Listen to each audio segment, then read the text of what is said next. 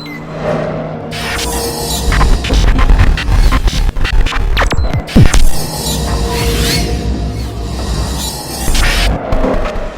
what's up, guys, and welcome back to the masterclass. So in this part of the masterclass, we're going to be talking about MaxPath. I know you guys will be wondering what's a MaxPath. A MaxPath is actually a variation in After Effects that lets you use one layer to determine the boundary of another layer below it. Now let me show you guys how this works. So first, let me create a composition here. Like, this is mostly used in most transition and a lot of stuff. Like, it's being used a lot for a lot of things. So let me say I create a text. It's a new text. I'm going to say trails for this.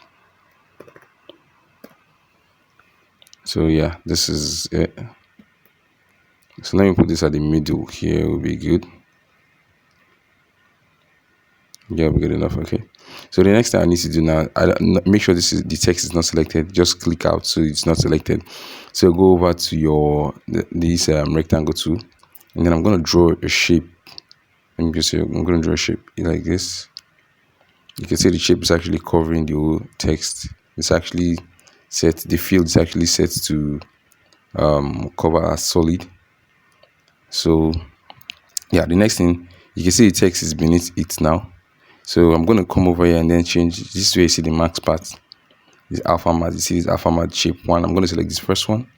So now you can see the text is actually here. Now if I should move this text now, you notice it's bound between the boundaries of the top layer. You can see it, which is the max, which is the shape we created, this shape. You can see that the text can get, even if I move the max, you can see how it goes, and the text cannot exceed that. You can also manually animate this to move. Like, imagine you animate the stroke of this thing. Now it moves this way. There are a lot of things you can actually do with this. Now let me show you another quick one that you can actually do the MaxPath, the alpha matte. So now let's say this is the alpha matte. So I'm going to bring in this fire layer down. Let me take this. This is actually a fire layer. So you can see this is a fire layer. Let me scale this up to be really bigger. So I'm going to take this down.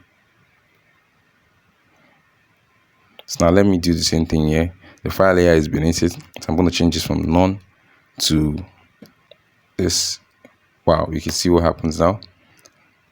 And this is what most people actually use in their music video, whereby you see a text and then you see the video playing. Like, if I should import a video in now, let me show you what happens. So now we have a video here. Now let me just delete this one out so you can actually see it. Let me turn this back on. So you can see these trails here. So this is what is actually being used in many music videos. Let me put this here so you guys can actually see it. Let me turn off the audio so we don't get any copyright issues and claims. So you can see this video now. If I should play it now, you can see it. So now let me put this at resolution so we can actually preview this very fast. So now this is the text. So now what I'm going to do is that I can actually make this text bigger though, but I'm just going to leave it small for the sake of tutorial. So I'm going to change this from none to alpha matte, which is the top layer. Now you can see, if I should play this, you can see the music video behind this, the whole thing. Like, the text is actually like a window for you to preview the music video. This is what actually being done in many music video. If I should scale this text up now, this is what should happen. It comes a little bit more bigger so you guys can actually see it. You see, now imagine you animate this text to different stuff. It will be changing while the music is actually being played at the background. Like, this is how you can actually place a video behind a text layer and everything's still looking good. So yeah, that's it for just this one. There are a lot of stuff you can actually do with this. So let me show you one quick thing you can actually do with this trick. Okay, let's say let me take this back on again. Let me scale this down.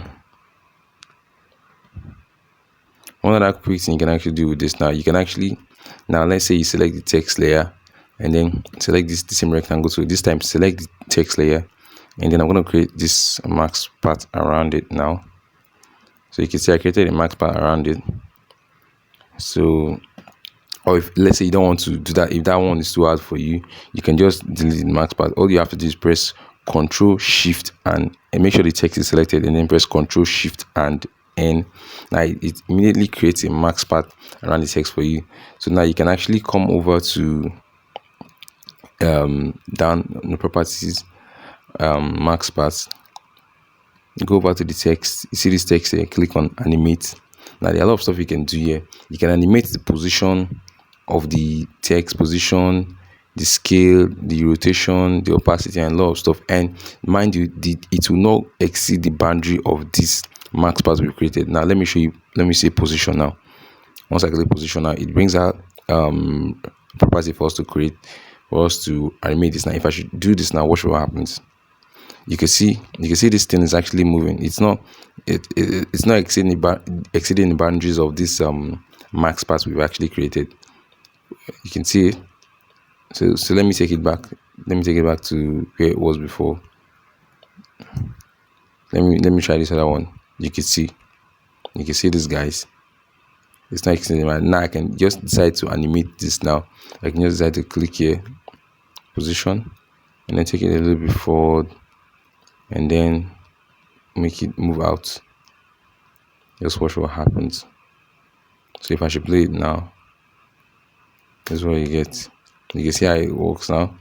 Like there are a lot of stuff you can actually do with this whole alpha max path thing, and it's really amazing, guys. So guys, that's it for this video. Hope you like it. The alpha text max, and that's how you can actually use it for your stuff and your different stuff, or music video and editing, and a lot of stuff you can actually do with this. Hope you like it. So now we'll be moving on to another tutorial in the After Effects masterclass, and yeah, that's it for this one.